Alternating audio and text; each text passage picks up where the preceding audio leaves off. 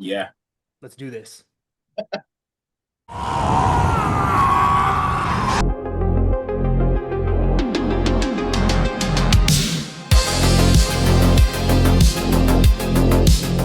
What is up, everyone? Welcome to After the Last Rental, where I bring the poor. Now I bring the gore. I'm Zach. I'm Mike, and if you're new here, here's how this works. Zach's going to pick a tape from his home rental store, which you see in behind him, and I am going to pick what we are drinking. So, a bit of a giveaway with our epic intro there, Zach, but what are we watching today? We are watching Freddy's Dead, the, the monumental installment of Nightmare on Elm Street. And this Oh, was the one to settle it all. But let's see what the David. back of the cover has to say. Well, Robert Englund returns for the last time in his final portrayal of infamous Freddy Krueger. Lisa Zane, a bad influence in Gross Anatomy, stars as Maggie Burroughs, a child psychologist with horrible, reoccurring nightmares that eventually lead her to a town of Springwood. That's what they give us. All right. So a couple quick notes that I think was interesting setting this one up is I do respect that this was supposed to be the last one, like actually. So they had even a whole thing where they had a funeral for at Hollywood Forever Cemetery for Freddy. Obviously that seems very like media-esque, and they're trying to hype up the film. But five did horrible, and this one was supposed to be just like, let's put the nail in the casket, literally, figuratively, and wrap it all up. But it did Then so did not well. do horrible. Highest grossing opening weekend of all the films in the franchise, which is wild, only to be dethroned later by Freddy vs. Jason years later, which makes sense. It's a big draw. But I didn't know that it did that well. And one last bit is that it's this is Women's History Month as we're recording this, and it's the only installment that was directed by a female. I thought that was cool that she's been with the franchise the whole time, and they said that they gave her the reins on this one. But before we get into anything here, we need a pour. And I had to really think about this one, and part of me was just thinking about what I wanted to drink in general. Um, so I am going with Weller Antique tonight, and I know that you and I, this is a favorite of ours. And I Well, mean, me too. yeah, how not? But when so aside from my own bias agenda of wanting to drink some Weller Antique tonight, I did think about the importance of like how iconic Weller is. And even though the bottles changed, that hue of red is very significant, and I feel like is reminiscent of Freddy's sweater. So much that I actually this was done a long time ago, so I'm not just trying to make props for the episode. But a few years back, I had a bottle, and I thought it'd be fun to like just put green tape over it. And if you're watching on camera, I have a Freddy sweater themed Weller Antique.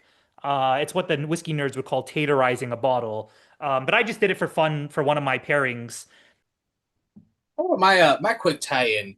What is tatorizing? What? You said Okay. that so casually, not a single person. Okay. Sure, Mike. Quick as I do this. So, tatorizing is when you put some kind of sticker or emblem, or like you modify the bottle in some way. Some people will do like wax dips. Like it's usually for for picks. Like if people are like doing like a special pick of a whiskey, they'll put their own sticker on it, their club sticker. They'll make it themed. There's some fun ones. You may. Tatorizing? That does not sound like it sounds just like, yeah, just it's like if you're making a casserole and you're just like, I'm gonna put pots on top. Yeah, Kate tatorized it. All right, so we have our pour, and if you're new here, we run off a three-sip system. So it's the nose, our initial impressions, and what we think about it. The palate, core flavors, what worked, what didn't, kills, acting, atmosphere, and then finish, kind of final thoughts, and what we kind of extract from the film and whether we'd revisit it, and then we'll give it our rating at the end. So on the nose, Zach, your initial impressions, how did you feel going into the movie? Expectations, any core memories that were brought to the surface when revisiting this one? No. All right, you're up. Yeah. I, I don't know. I didn't have too much of a history with this one. Like, I watched it a few times, but like, it never really like stuck with me, other than like Roseanne Barr and Tom Arnold being in it. And yeah, this one was it was kind of fun to watch because it's relatively foreign to me. I remember what happened, but like none of the details. So it was like felt like I was going in like halfway blind. But if you asked me the plot, I up until a week ago, I couldn't have told you what Yeah, actually happens in the film. I know Roseanne is in it. I remember the Wizard of Oz reference. I remember bits and moments, but I actually didn't know what the plot was. Like, who are we dealing with as our main characters? Like, how is Freddy going to be taken up? None of that. So it was actually kind of fun picking this one. And it did bring back some memories. And I think it's one of the, I know I watched the original first, but I feel like in the infancy of my horror journey, I think I watched this one pretty early on because it helped make me think Freddy is more fun and kind of like cushioned it for me because I think, the first one messed me up watching it really young. That's why I said for a long time, like going pee at night, I would pull the curtain back. I mean, I still do. I mean, I said for a long every time, I single still do. I'm still ready. But I think this one was more of like the one-liners and everything was very like punchline and sound bites, and I think that's what kind of made it a little bit easier to get into the Freddy films. But yeah, going into it, didn't know anything about plot. But one thing we cannot contest is the opening sequence to this film. We get who was the quote by? There was the quote on Sleep. Frederick Nietzsche. Yes. Um, and it's very philosophical, and I don't have the quote in front of me, but it's this philosophy about like, sleep, followed by Welcome to Prime Time. And and then the Goo Goo Dolls start. Yes. And listen, when it comes to Freddy films, Dawkins always gets the throne with like, yeah, the music video and all. But listen, this one's the sleeper. If this doesn't ring a bell for you, you need to go wherever you play your music, or just put in Freddy's Dad and watch the opening sequence, if that, and let the Goo Goo Dolls. Was it? It's called "I'm Awake Now," It's and a good song. Like I didn't know Goo Goo Dolls. I mean they had the Iris, and that's the yeah. whole song I know by it. But yeah, old Goo Goo Dolls. They knew what was going on. And I messaged Zack when we first watched. I said, "Dude, I want to throw on my blue jeans and like a Calvin Klein white tee, like 90s." And Zack sent me a picture. He beat me to it. He was already in his blue jeans, and but he's living it. So it's kind of ridiculous, but like it draws you in. His sequence falling down the hill are John Doe there. It made me think of like those cheese rolling competitions, where they go down the hall. They have you ever seen those where they chase the cheese down the Yeah, hill? That's just for exactly, dude a was falling while for a back. long time. Like he was tumbling. Whoever did the stunt work on that, like really put in some hours because he was flying down the hill. But I mean, overall, like, yeah, I think it sets a tone, and whether that's good or bad, it really kind of set up Freddy to kind of be this like cartoon villain on another level that we've seen already kind of progressing in the films before this. They already like had that set, like that was the direction they were going. But also like it made sense to stay that route because like Freddy was so marketable. Like they made Freddy like trading cards and yo-yos, and you know what I mean? Like Yeah. he was a seller, which is Yeah. wild. Like kids are playing with like a kid killer. Because like he's so fun.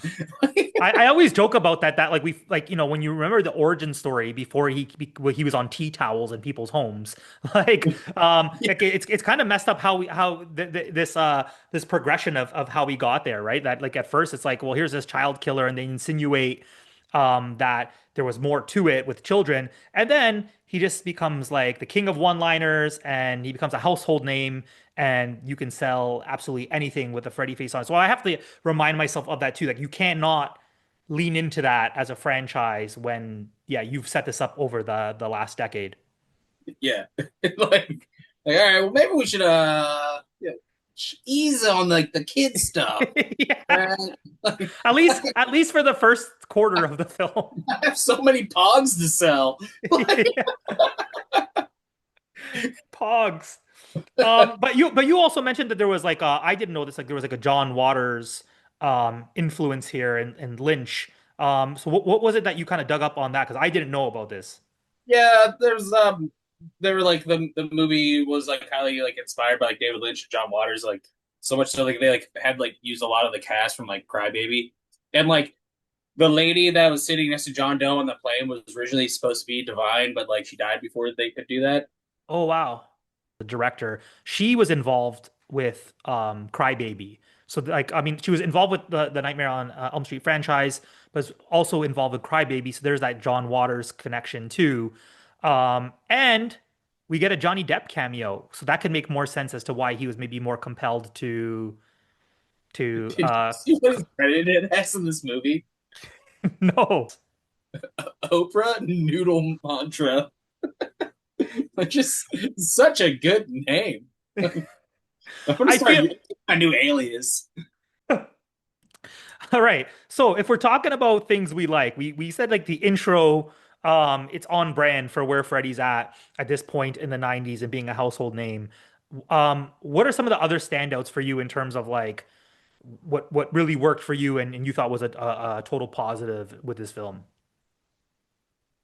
Are we on the palette? Yeah. Oh, okay. Yeah. All right. The things I liked about this movie. What I liked the pacing was fun. So like when you're watching it, it almost feels like three different movies.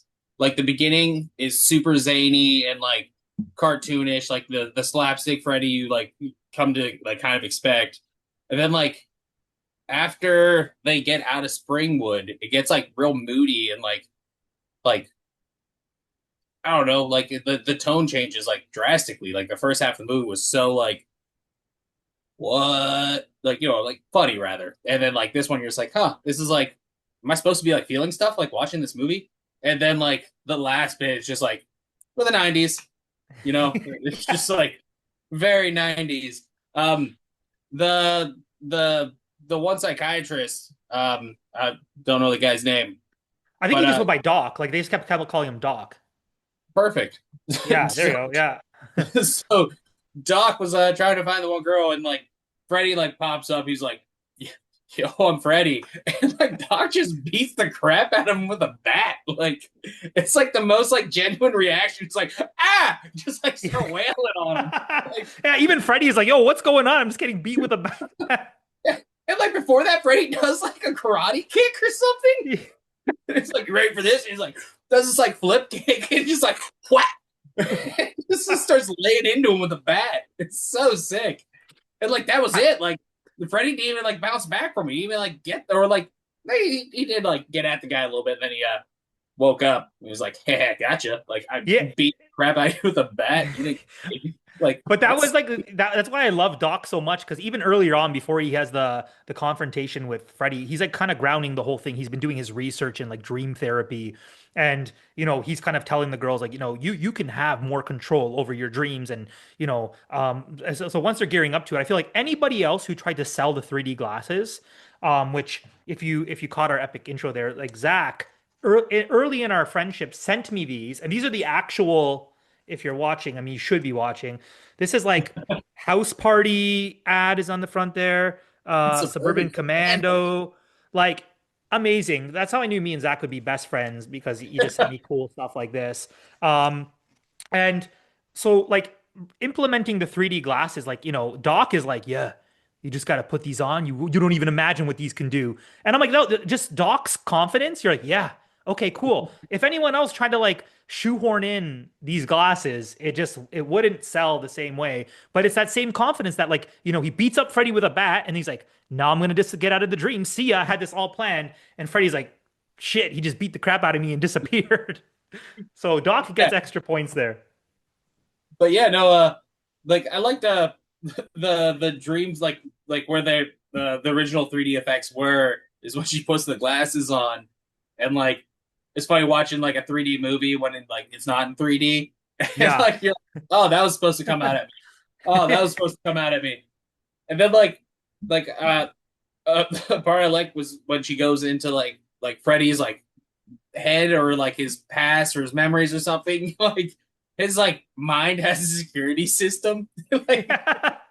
that's like wild. But no, like I don't know, like I thought like it was it's a fun movie. Like I said, like they like toned down like Freddy's makeup in this one because they're like we're gonna make him zany, so like he looks more or less crispy. When Tracy has like that dream about her dad and she just like beats the snot out of him with like a water heater and just like Yeah. wails and like he gets up his face is just like clay faced over and he looks Yeah. like a Dick Tracy villain. Like, oh, that was so That's exactly, good. dude, it was Dick Tracy is exactly what I thought of. When we think back to number one, where it all started, and like I always talk about um some of those opening kills and the significance of Freddy's glove and the brutality that's caused by it, and he's this cold killer. And throughout the franchise, he becomes more and more hands off. So by the time we get to this one, he actually has zero interaction, I guess, other than the fist fight with Tracy. They kind of have like a punching match a bit, and he kind of like even just like straight arms her with the glove and like as a punch, and she gets knocked out. But like the actual kills are very like much these set pieces um that almost kind of remind me of like kind of like Wile E. Coyote, like fun set pieces. He's pushing the bed of nails. Yeah, like yeah, Like, he's parachuting down. He's pushing the bed of nails, and he's like, "I'm gonna cut the parachute." all right, so like the one thing that like wasn't you know a sag in the movie, which in turn, I guess would be the same sag in part five, is like they both only had like three kills, and right, and then like, they wipe them. Like the kills are taken out like like in the first half of the movie. Like you're just like, all right, who's getting next? You're like, anyone? Yeah. Like, all right, all right, that's it's a horror movie. That's fine. This and part five, like he doesn't kill anybody with a glove, which is like wild that you have two installments and like we're not gonna use like the the figurehead of the franchise. I'm just gonna just No, suggestive gyrate while I scratch the chalkboard. he used like I mean, okay, arguably he used the glove in so many other. He scratched the chalkboard. He cut the parachute roll. I guess he's using the glove. Then he turned it into a power glove. I mean, yeah, it just again, it's a bit silly. But yeah, early on, I even thought like, okay, let's get some more kills moving. Even when Carlos is in the van and the map keeps growing. Yeah, This scene, like they're going in the loop, right? And they're trying to navigate their way while they're in it's Springwood, right? Springwood yeah, and Ohio. It just dawned on me that Ohio, come yeah. on, Zach, like Cool. of course it's in Ohio, and then the map just kind of unfolds where it consumes him. He's not dying. No, he just gets a message that kind of says you're. Yeah, he's just like, I can't wait for smartphones to come out. This is ridiculous. Yeah. Like when they got to Springwood, like the fair they go to, like it looks awesome. Like Springwood looks so good in this movie. Yes.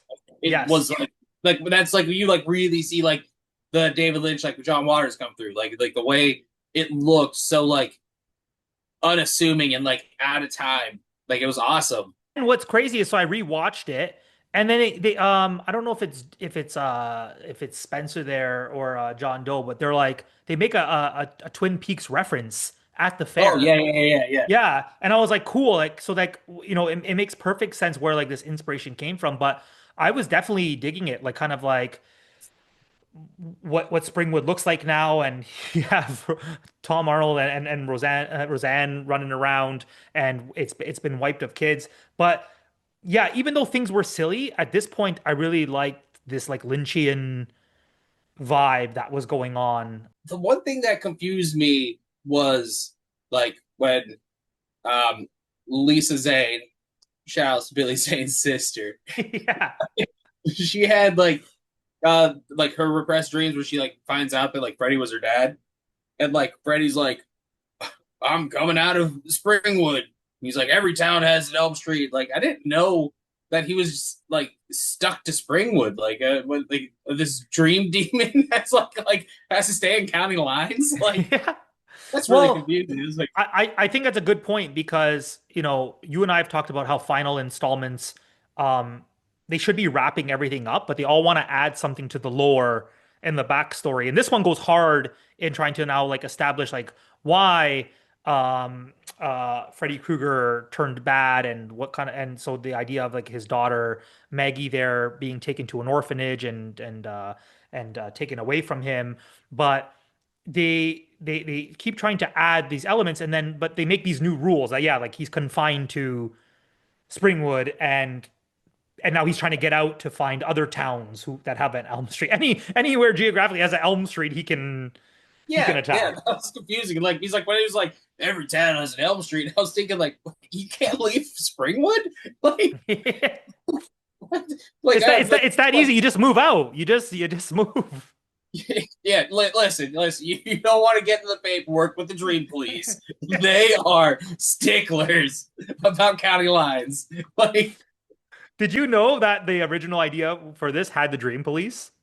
yeah, I read that. It was pretty funny. Yeah. Yeah, But so I think that they would have worked here with reinforcing some of the dream yeah, rules. just like, write them tickets. Like, all right, we're gonna take you in for this one. Crossing borders, bud. Where's your passport? Uh. All right, so this is where we give it our poor rating. So rundown, neat is perfect, at least nearly perfect. We love it, um, adore it. There's no flaws. On the rocks, it's solid, but there's still some issues with it. Maybe things that didn't sit well. And watered down is one that it's riddled with problems, and possibly we'd skip it. Zach, I'll let you give your rating first before I do mine, just to put the Uh, pressure on you. I'm gonna give this one on the rocks. And it's like I liked the movie. It was fun to watch. But like in the grand scheme of things, like, is this gonna be a movie like if I have like friends in from out of town, like, hey, let's watch a horror movie in your basement. Like, I'm probably not gonna grab Freddy's Dead. Uh, but like, I think it was a fun movie.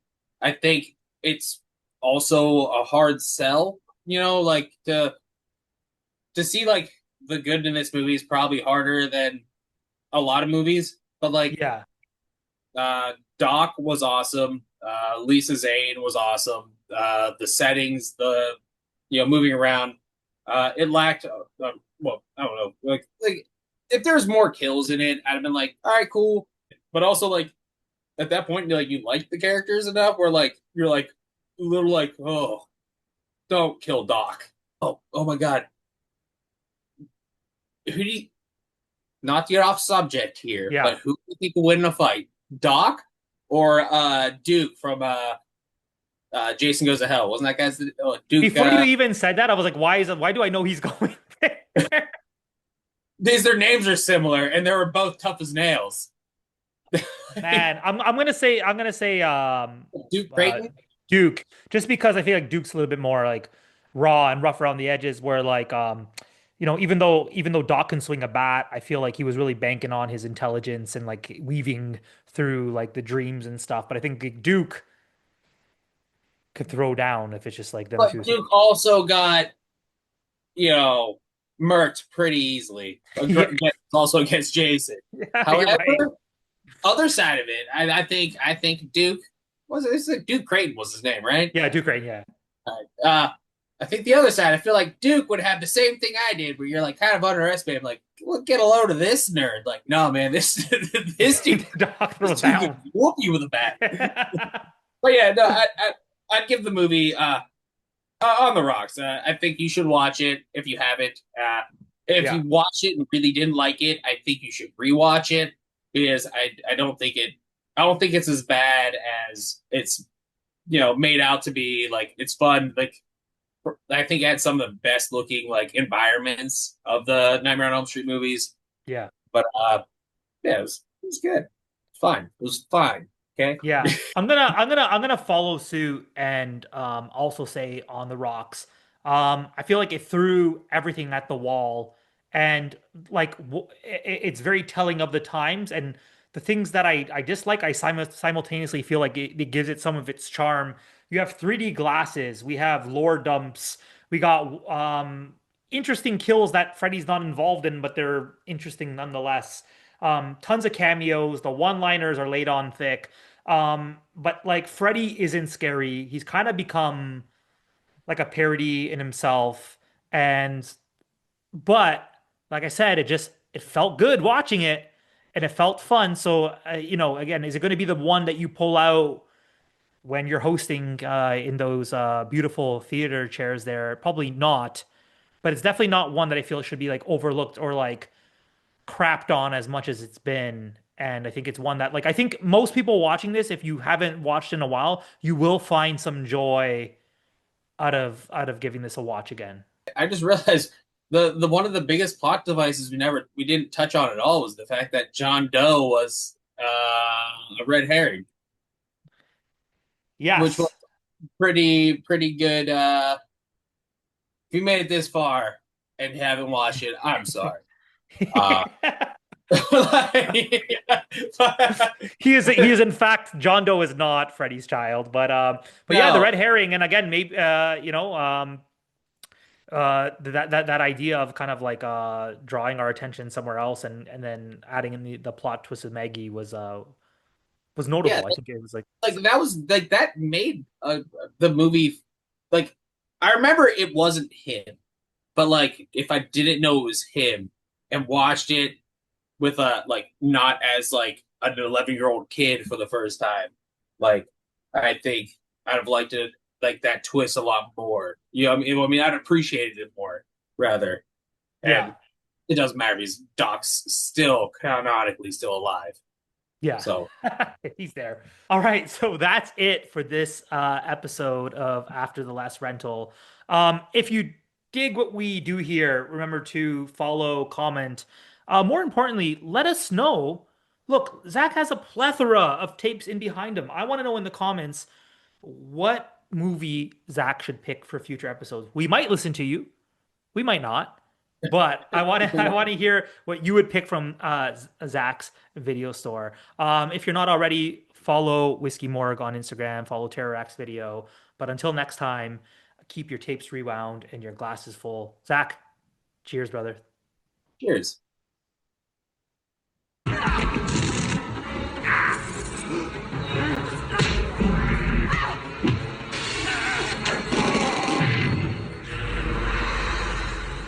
What's with kids today, huh? Freddy's dead. The final nightmare. Great grandpa.